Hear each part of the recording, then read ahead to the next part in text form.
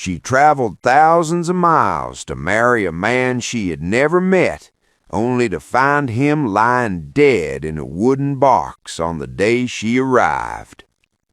Eleanor Whitmore stepped down from the dusty train at Dry Hollow Station with a small bag in her hand and big dreams in her heart. The air smelled of pine trees and fresh earth. She had sold everything she owned in Boston, her little sewing shop, her small savings, and even her favorite chair to come here, all because of the warm letters from Thomas Callahan. In those letters, Thomas had written about his ranch, the wide Montana sky, and how he wanted a wife who would build a life with him. Eleanor had written back honestly. She was 32, never married, and tired of the noisy city. She wanted fresh air, hard work, and someone to share quiet evenings with. After months of letters, Thomas had sent money for her train ticket and asked her to come as his bride. But the moment her feet touched the ground, something felt wrong. People in the small town wore black clothes. The church bell rang slowly, like it was crying. Women whispered and looked at her with sad eyes. Eleanor stopped a lady carrying a basket. "Excuse me," she said softly. "I'm looking for Thomas Callahan. He was supposed to meet me." The woman's face turned pale. "Oh dear, you must be the mail-order bride. I'm so sorry. Thomas died 3 days ago. His horse threw him and he broke his neck. The funeral is happening right now at the church." The world around Eleanor seemed to stop. Her legs felt weak. She had given up everything for a man she had never even seen, and now he was gone. For a moment she wanted to cry, but she held back the tears. She had come too far to run away now. Taking a deep breath, she asked, "Where is the church?" She walked straight to the small wooden church. Inside, people sat quietly. At the front lay a simple coffin. Eleanor moved closer. For the first time, she saw Thomas Callahan, a tall man with strong hands and a kind face, now still and pale. Her future husband was lying there, cold and silent. Tears finally came, but she wiped them quickly. The preacher said a few words about Thomas being a good man who worked hard on his ranch. When the service ended, Eleanor stood alone beside the coffin. "I never got to meet you," she whispered, "but your letters gave me hope. I will not let your dream die with you." That same afternoon, she asked for directions to the Callahan ranch. A kind old man drove her there in his wagon. The ride took nearly an hour over rough roads. When they reached the place, Eleanor's heart sank. The ranch was big but looked broken. The fence was falling down. Tools lay scattered on the ground. The barn door hung crooked. A few cows stood in the field, looking thin. It was clear that Thomas had been struggling. A tall, dusty cowboy walked out of the barn. He had broad shoulders, dark hair, and honest eyes. His name was Jacob Miller, the main ranch hand. "You must be Miss Whittemore," he said, taking off his hat. "I'm sorry for your loss." Eleanor looked around. "How bad is it?" she asked. Jacob sighed. "Bad. There's 3 months of debt on the ranch. The bank man, Mr. Harlan, is coming in 30 days to take everything if the money's not paid. Thomas was a good man, but he took a big loan to buy more cattle last year. Then the winter was hard." Eleanor felt fear in her stomach, but she also felt something stronger, anger at the unfairness and a fire to fight. She had run her own sewing business in Boston. She knew numbers, money, and how to work hard. "I'm not leaving," she said firmly. "This was Thomas's dream. I will try to save it." Jacob looked surprised. Most women would have cried and gone back east, but Eleanor stood straight, her eyes full of determination. The next morning, Mr. Harlan arrived on a fine horse. He was a thin man with cold eyes. He looked at Eleanor and smiled like a wolf. "Miss Whittemore, I heard you arrived. I'm sorry about Thomas, but business is business. The debt must be paid in 30 days, or the bank will take the ranch." Eleanor looked him in the eye. "I will pay the debt in 30 days. Mr. Harlan laughed. "You, a city woman who just got off the train? You don't know anything about ranching. You will fail." "Maybe," Eleanor said calmly, "but I will not give up without trying. 30 days, that's my promise." When Harlan left, Jacob shook his head.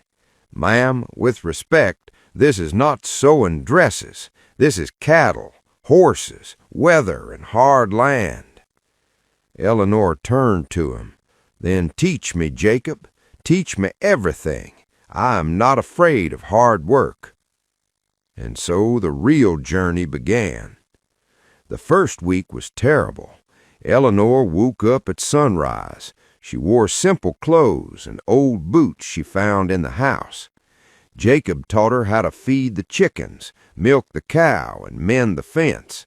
Her hands quickly got blisters. Her back hurt from carrying water. One day she tried to ride a gentle horse and fell off in the mud. Jacob helped her up without laughing. "You have spirit," he said quietly. "Most ladies would have quit by now." At night, Eleanor sat at Thomas's old desk with a lamp. She opened his books and looked at the numbers. She made lists of what needed to fix first.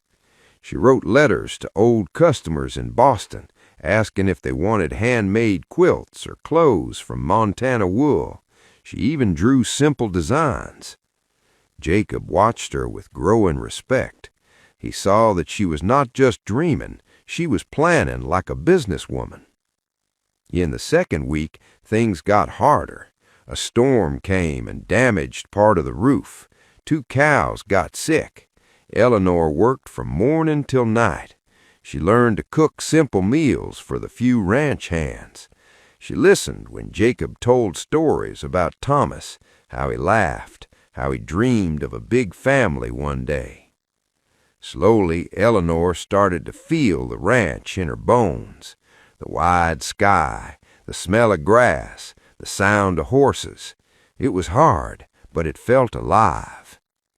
One evening, after a long day repairing fences, Jacob brought her a cup of coffee on the porch. The sun was setting in beautiful orange and pink colors. "You are doing better than I thought," he said quietly. "Thomas would be proud." Eleanor looked at the land. "I never knew him, but I feel like I'm getting to know him through this place. He worked so hard. I don't want his dream to end." Jacob was quiet for a moment. "You know, Miss Eleanor, you don't have to do this alone. I'm here. I promised Thomas I would help keep the ranch going." Their eyes met. For the first time, Eleanor felt a small warmth in her heart that was not just sadness. Jacob was strong, patient, and kind. He never made her feel weak for not knowing things. He taught without judging. The days passed quickly. Eleanor sold some old furniture from the house and used the money to buy medicine for the sick animals. She fixed small things herself, sewing torn curtains, cleaning the kitchen until it shone. She even started a small vegetable garden behind the house. Mr. Harlan came back once to scare her, but Eleanor showed her her careful records. "I am making progress," she said. "You will get your money." On the 25th day, disaster almost struck. A group of wild horses broke through the weak fence and scattered some cattle. Eleanor, Jacob, and the other hands rode out at night with lanterns. It was dangerous and cold. Eleanor's horse slipped once, but she held on. By morning, most of the cattle were back. Eleanor was dirty, tired, and her hands were bleeding, but she smiled. "We did it," she said. Jacob looked at her with something new in his eyes, admiration, and maybe a little more. "You are one strong woman, Eleanor." On the last day of the 30 days, Mr. Harlan arrived with papers to take the ranch. The whole town seemed to be watching. People thought the city woman had failed. Eleanor stood on the porch with a small bag of money. She had sold 2 good quilts she made quickly, some extra cattle they could spare, and used every clever idea she had. "Here's the full payment," she said, handing him the money, "with a little extra for the trouble." Mr. Harlan counted it twice, shocked. He left without a word. The ranch hands cheered. Jacob smiled wide, the first real big smile she had seen from him. That evening, Eleanor and Jacob sat on the porch again. The stars were bright above the Montana sky. "I thought I came here for a husband," Eleanor said softly.